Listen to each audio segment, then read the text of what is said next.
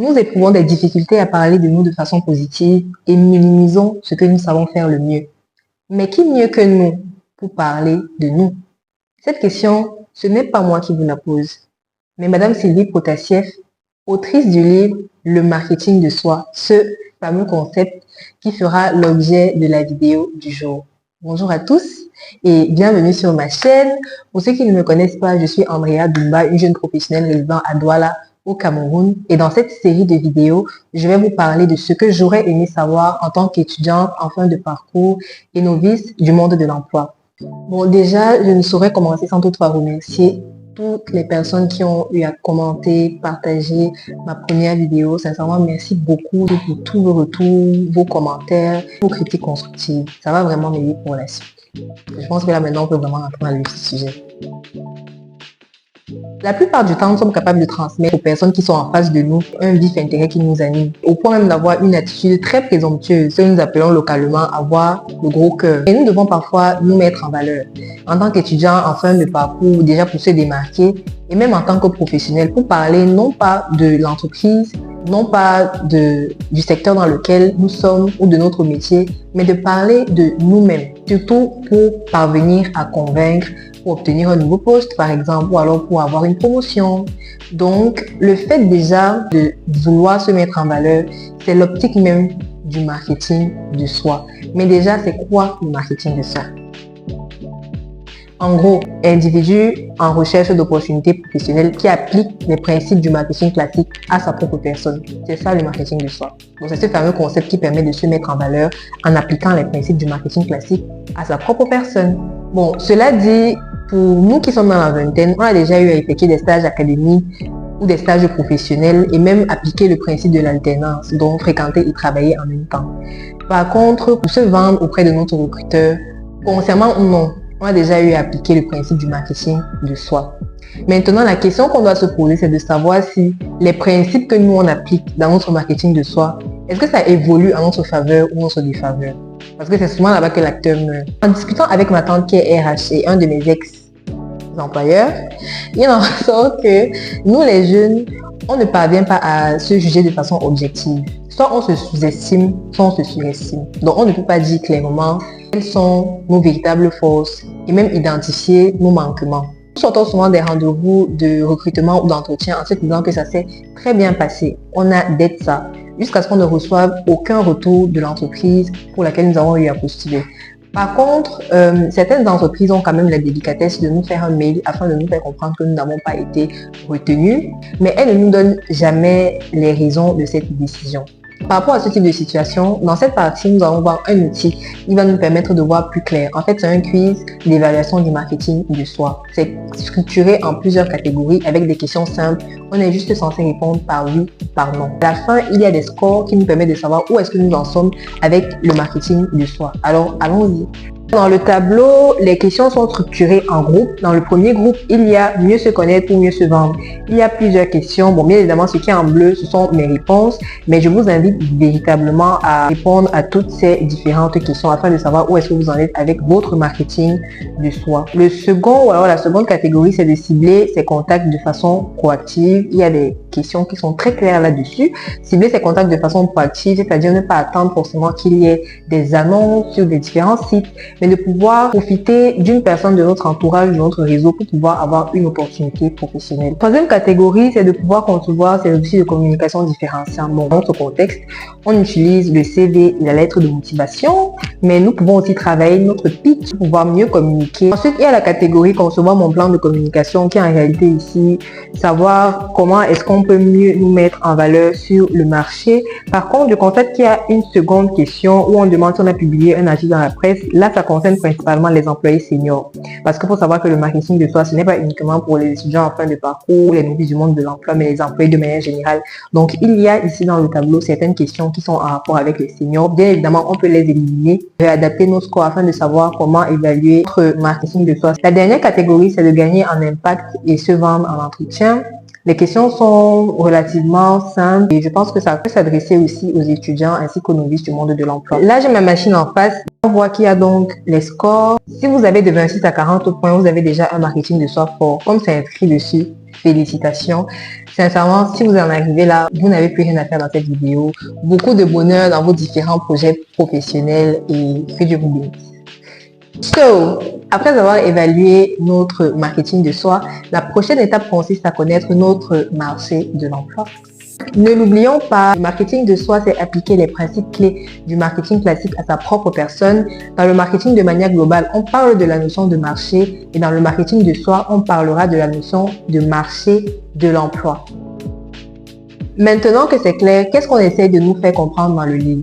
Qui dit marketing dit marché. Qui dit marché pose la vieille question de l'offre et de la demande. Par contre, qui dit marketing de soi dit marché de l'emploi. Et ici, nous ne parlons pas d'offre et de demande, mais de secteur d'activité et de métier. Si nous sommes arrivés jusqu'ici, ça veut dire que nous savons au moins ce que c'est qu'un secteur d'activité. Pour rappel, le secteur d'activité, c'est un domaine où nous exerçons notre métier. Si nous sommes dans la vingtaine, nous avons certainement déjà effectué un stage, que ce soit de vacances, académiques ou professionnels au sein d'une entreprise qui est comprise dans un secteur spécifique. Les secteurs d'activité, il y en a une pléthore. Nous avons les industries plastiques, le secteur commercial, le secteur financier. Je vous invite à rechercher tous les secteurs existants, mais principalement de rechercher le secteur qui vous intéresse. Ensuite, nous avons le métier qui comprend les différentes activités que nous exerçons au sein d'une entreprise afin qu'elle puisse atteindre ses différents objectifs. Nous devons retenir deux choses dans le marché de l'emploi. La première étant qu'il s'agit de l'intersection entre le secteur d'activité dans lequel nous sommes et aussi le métier. Je prends un cas d'espèce. Un comptable peut être comptable dans le secteur hospitalier, il peut être comptable dans le secteur financier. Deuxième chose à comprendre, c'est que le recruteur va toujours privilégier une personne qui a déjà au moins une expérience dans le secteur et dans le métier qu'il va occuper. Il y a un troisième élément que j'ai oublié dans le marché de l'emploi. En réalité, il est important d'avoir une connaissance approfondie du secteur d'activité dans lequel nous sommes, c'est-à-dire connaître les tendances de ce secteur. Et concernant le métier, il s'agit de connaître son évolution dans le temps parce que nous sommes dans une ère très digitalisée et aujourd'hui avec les intelligences artificielles, il y a beaucoup de métiers qui seront très vite remplacés. Donc voilà pour cette partie. Maintenant que nous avons évalué notre marketing de soi, que nous avons une connaissance approfondie de notre marché de l'emploi, c'est-à-dire du secteur d'activité dans lequel nous sommes, de notre métier, il est temps de passer à une autre étape. Alors si vous êtes assis, je vais vous demander de vous adosser, de prendre un bout de papier et un stylo et de marquer prochaine étape, le ciblage et la segmentation. Commençons d'abord par le ciblage. Le ciblage dans le marketing classique est de choisir dans une population donnée un groupe de consommateurs ayant plus ou moins le même mode de raisonnement. Dans le cadre du marketing de soi, le ciblage c'est autre chose. Le ciblage, ce n'est pas choisir des personnes, mais c'est de choisir des entreprises en fonction de nos désirs et de nos contraintes. Prenons un cas d'espèce. Alors, nous sommes un étudiant en fin de parcours et nous avons choisi comme filière la comptabilité. Nous sommes à la recherche d'une opportunité professionnelle. Qu'est-ce que nous allons faire si nous optons le ciblage comme technique afin de sauter sur une opportunité professionnelle? Nous allons donc, comme il a été dit, choisir une entreprise en fonction de nos désirs et de nos contraintes. Un comptable, à quoi est-ce qu'il va penser? Je suis un étudiant en comptabilité, donc bien sûr que je vais lister les Big Four parmi les entreprises que je vais intégrer. Pour ceux qui n'ont pas la référence, les Big Four en réalité sont des cabinets de consultation, de comptabilité, de contrôle et d'audit qui ont un statut international et ont ceci de particulier. Ils ont des profils de clients qui sont dans des secteurs complètement divers et sont particulièrement appréciés par les étudiants en fin de parcours. Bien évidemment parce qu'ils payent bien. Au-delà de l'aspect de l'avantage financier, je vous invite à faire des recherches sur les Big Four afin que vous puissiez aussi connaître d'autres avantages de ces différents cabinets. Poursuivons avec notre ciblage. Une fois que j'ai listé ces Big Four comme les cabinets que je désire intégrer, je vais ensuite déterminer mes contraintes. Lorsqu'on parle de cabinet de consultation avec un statut international, bien sûr, il y a l'aspect de la langue. Nous ne pouvons pas communiquer avec un client forcément en français. Business English, comme nous l'avons deviné, l'anglais reste la langue primaire ou alors je dirais la langue principale d'échange entre les clients sur le plan international. Et moi, en tant qu'étudiant en fin de parcours comptable, je ne sais pas parler anglais. Donc, cela va constituer en soi une limite. Je vais donc la lister comme une contrainte. Au-delà de ça, je n'aime pas particulièrement le fait d'être dans un cabinet qui a des clients de profils divers parce que je n'ai pas vraiment une bonne culture générale.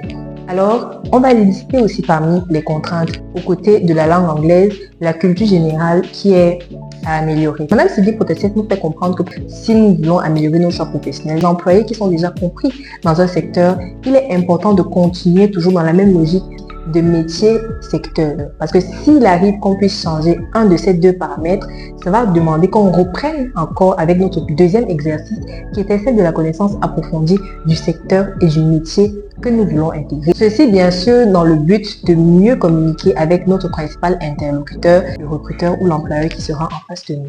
Dès lors, passons à la segmentation. La segmentation en marketing, c'est le fait de découper son marché en parts homogènes. Dans le cadre du marketing de soi, la segmentation ne découpe personne ici. En réalité, la segmentation, c'est le fait de pouvoir lister les entreprises où nos compétences sont recevables, c'est-à-dire les entreprises qui sont comprises dans plusieurs secteurs d'activité au-delà de nos désirs et de nos contraintes. Poursuivons avec l'exemple de notre jeune étudiant en fin de parcours qui a choisi la comptabilité comme filière. Dans la stratégie de la segmentation, cet étudiant comptable va réaliser ici qu'au-delà des Big Four qu'il avait cités et qu'il désirait bien évidemment, il y a d'autres entreprises qui sont comprises dans des secteurs différents. Et de manière pratique, qu'est-ce qu'il fera? Il va lister les entreprises qui sont comprises dans son secteur géographique. C'est-à-dire qu'il peut être à la fois comptable dans un des Big Four, il peut être à la fois comptable dans un hôpital, il peut être à la fois comptable dans un autre cabinet d'expertise comptable qui n'est pas forcément un Big Four, il peut être à la fois comptable dans un cabinet d'avocats. Ce qui est important à retenir ici dans le ciblage et la segmentation, c'est que peu importe l'approche que nous allons choisir, ça nous permet de pouvoir affiner notre discours afin de mieux communiquer avec notre recruteur. Bien évidemment, si on a choisi le ciblage en tant qu'étudiant en fin de parcours, on aura plus d'informations en lien avec les Big Four, on saura mieux communiquer, la communication sera plus digeste. Si nous avons, à travers la segmentation, choisi d'être un comptable dans le secteur hospitalier, ces différentes informations comprises dans ce secteur-là, une fois que nous les avons assimilées, pourra aussi nous permettre de mieux communiquer avec le recruteur ou l'employeur qui sera en face de nous. Il est aussi important de préciser que le choix de la technique, soit le ciblage, soit la segmentation, va aussi dépendre de la nature de l'individu. Si nous sommes un étudiant comptable qui est plutôt fan de diversité, nous allons vraiment apprécier le fait d'être dans un cabinet d'expertise comptable qui n'est pas forcément un Big Four parce que le principe plus ou moins reste le même. Il y a des dossiers qui ont des profils ou alors des clients qui ont des profils complètement différents et nous pouvons trouver que c'est un peu plus entre guillemets fun. Donc tout dépend véritablement de nous et de ce que nous nous apprêtons à choisir pour notre avenir professionnel. Procéder à travers une de ces techniques, c'est-à-dire soit le ciblage ou la segmentation, nous permet d'avoir une approche assez raisonnable parce qu'on pourra au moins constituer les différentes informations qui vont nous permettre de mieux comprendre l'environnement que nous voulons intégrer, de mieux comprendre comment structurer les informations et de mieux savoir comment parler à notre recruteur ou alors à notre employeur. Une éternité plus tard, nous sommes enfin arrivés au terme de cette vidéo. Dites-moi, qu'est-ce que vous avez pensé du marketing de soi? Est-ce que c'est un concept que vous connaissiez déjà à la base? Est-ce que vous pensez qu'en l'appliquant, vous allez pouvoir attirer à vous des opportunités professionnelles ou non? Dites-moi tout en commentaire. On se retrouve là-bas.